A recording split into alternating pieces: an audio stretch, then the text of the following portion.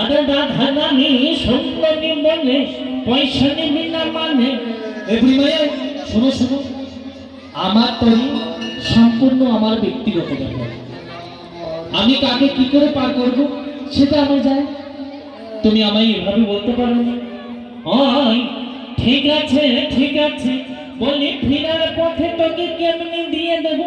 অবশ্যই ঠিক আছে দিয়ে দিও, কিন্তু শুনে রাখো তোমরা কি এনেছো বলো তো? আমার প্রচন্ড খিদে পেয়েছে।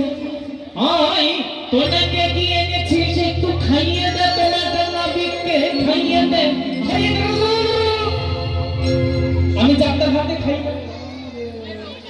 ওই তাহলে তুই কাদ হাতে খাইস না নাবিক? আমি যাই তার হাতে খাই।